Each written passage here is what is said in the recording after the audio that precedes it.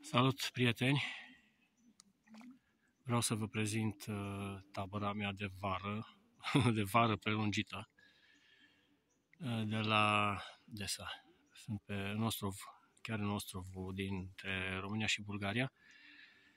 Are o denumire, dar nu știu care e. Și mi-am făcut o tabără, mi-am făcut cort, vreau să stau, să pescuiesc 24 din 24.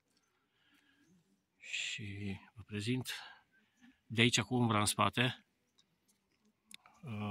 Încep cu baia. Asta e, nu neapărat o invenție proprie, dar am reușit să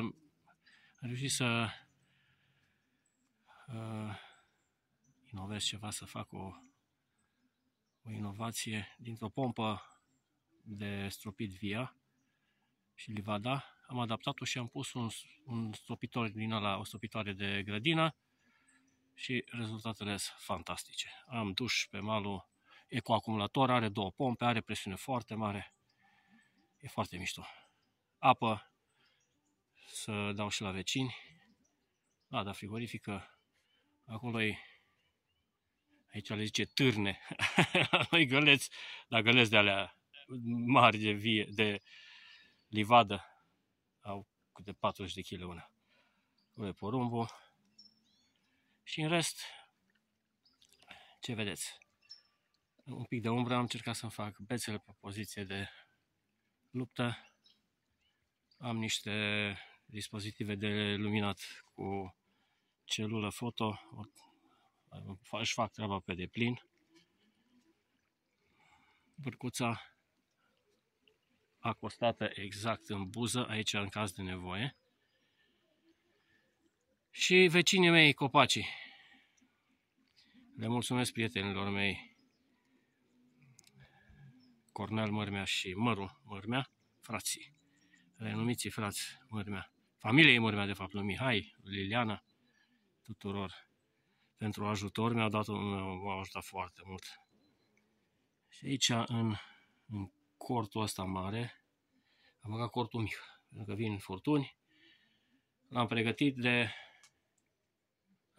pentru nani. Deja cred că o să am mare nevoie de odihnă după cât am muncit.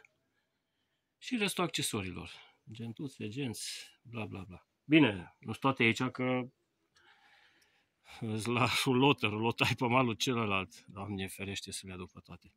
Oricum sunt multe și așa. Deci, dragii mei prieteni, asta e locul de pescuit. Sper să am și rezultate. Acum e o chestie care e absolut facultativă. Locul e verificat, s-o prins pește mult în timp. Am structuri, am praguri, am tot ce trebuie, după cum se vede. Da. El mai trebuie să vină, actorul principal. Vă mulțumesc că ați vizionat filmulețul meu. Asta e pentru dimineață. Pentru spălat pe dinți. Și locul de luat masa. Mulțumesc că ați urmărit filmulețul meu și sper să pot să revin cu imagini revoltătoare. Salut pe toată lumea!